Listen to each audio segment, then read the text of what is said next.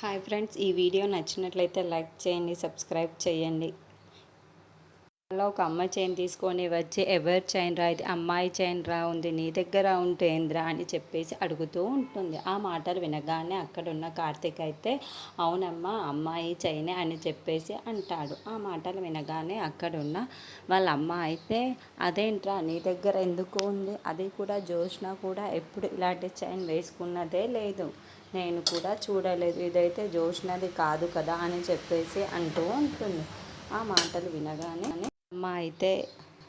వినగానే అక్కడున్న కార్తీక్ అయితే అవునమ్మా అమ్మాయిదే అన్నాను కానీ జోష్నది అని అనలే. వాళ్ళ అమ్మ అయితే ఏంట్రా ఏ అమ్మాయితా, ఏ నీ లైఫ్లో కూడా ఒక బేబీ ఉందా ఏంటి, ఎవరినైనా ప్రేమిస్తున్నావా ఏంటి అని చెప్పేసి అడుగుతూ ఉంటుంది. ఆ మాటలు వినగానే అక్కడున్న కార్తీక్ అయితే వాళ్ళ అమ్మ చేతుల్లో నుండి ఆ చైన్ని తీసుకొని అవునమ్మా నా లైఫ్లో కూడా ఒక అమ్మాయి ఉంది అని చెప్పేసి అంటూ ఉంటాడు. ఆ మాటలు వినగానే అక్కడున్న వాళ్ళ అమ్మ అయితే ఒక్కసారిగా షాక్ అయిపోతూ ఉంటుంది. ఏంట్రా ఏం మాట్లాడుతున్నావురా, ఏ అమ్మాయిరా నువ్వు ప్రేమిస్తుంది నాకు చెప్పకుండా అని చెప్పేసి అడుగుతూ ఉంటుంది. ఆ మాటలు వినగానే అక్కడున్న కార్తీక్ అయితే అదేనమ్మా 10 ఏళ్ల క్రితం నేను ఒక కోనేట్లో మునిగిపోయాను కదా, నువ్వు ఒక్క అమ్మాయి నన్ను రక్షించింది అన్నావు కదా, ఆ అమ్మాయి చైన్ ఇది అని చెప్పేసి అంటూ ఉంటాడు.